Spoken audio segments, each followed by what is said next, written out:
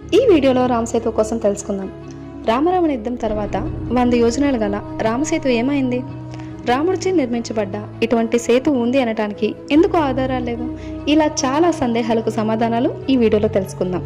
వీటన్నిటికీ సమాధానంగా మన పురాణాలను కొంచెం పరిశీలిద్దాం. ఏదైనా పురాణ గాథ నిజమా కాదా అని తెలుసుకోవాలంటే అది వ్యాసుడు రచించినదే ఉండాలి, లేదా వాల్మీకి రచించినదే ఉండాలి. అయితే వ్యాసకృతం లేదా వాల్మీకి కృతం అయి ఉండాలి. ఈ రెండు కాని పక్షంలో ఎవరో ప్రముఖ ఋషులు రచించినదే ఉండాలి. అప్పుడే అది నిజమవుతుంది. మనకు 300కు పైగా రామాయణాలు ఉన్న పరమ ప్రామాణికమైనది వాల్మీకి రచించిన రామాయణం.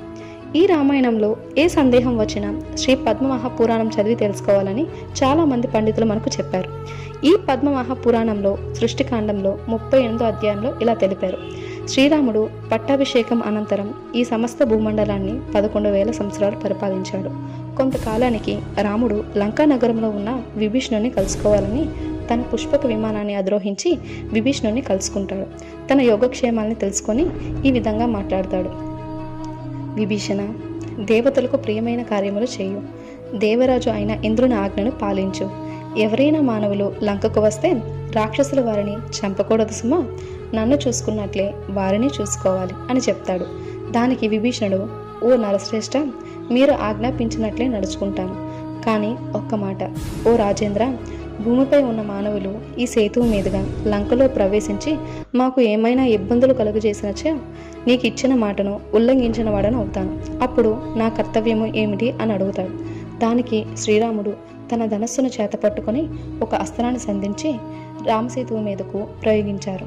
ఆ దివ్యాస్త్రం మహావేగంగా వెళ్ళి ఆ రామసేతువును ముక్కలుగా చీల్చింది. దానితో అన్ని 100 యోజనాలు గల ఆ సేతువు ముక్కలై సముద్ర గర్భంలో కలిసిపోయిందని మనకు శ్రీ పద్మమహాపురాణంలో తెలియపరిచారు. అందుకే ఆధారాలు లేవు అని చెప్తున్నాను. శ్రీరాముడు మానవ జన్మ ధరించినప్పటికీ అతడు సాక్షాత్తు శ్రీ మహావిష్ణువు. అటువంటి వారిని మానవులతో పోల్చకూడదు. అయితే ఇప్పుడు ఉన్న శ్రీలంకకి మన భారతదేశానికి మధ్య ఉన్న వారిది ఏంటి అంటే, నా అభిప్రాయం ప్రకారం అది ఆ రామసేతువులో ఒక చిన్న ముక్క కావచ్చు, లేదా తర్వాత కాలంలో ఎవరో కట్టి ఉండొచ్చు. కానీ అదే రాముడిచే నిర్మించబడ్డ రామసేతువు మాత్రం కాదు. మరియు శ్రీలంకే రావణలంక కాదు. రావణలంకకు ఒక ప్రత్యేకమైన లక్షణం ఉంది. దానికి ఇంతమంది రాజులు ఉండరు. రావణలంక కేవలం రావణాసురుడు, అతని తర్వాత తన తమ్ముడైన విభీషణుడు చేత మాత్రమే పరిపాలించబడుతుంది.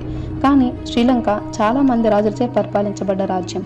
త్రేతాయుగంలో బ్రహ్మదేవుడి వరం వల్ల విభీషణుడు చిరంజీవత్వం పొంది నిరంకుశుడై ధర్మబద్ధంగా లంకా నగరాన్ని పరిపాలిస్తున్నాడు, ఇకపై పరిపాలించబోతున్నాడు. రావణలంక ఒక మాయా అద్భుత ద్వీప నగరం. రావణలంక కోసం మరిన్ని సందేహాలు మన నెక్స్ట్ వీడియోలో తెలుసుకుందాం. Please do subscribe.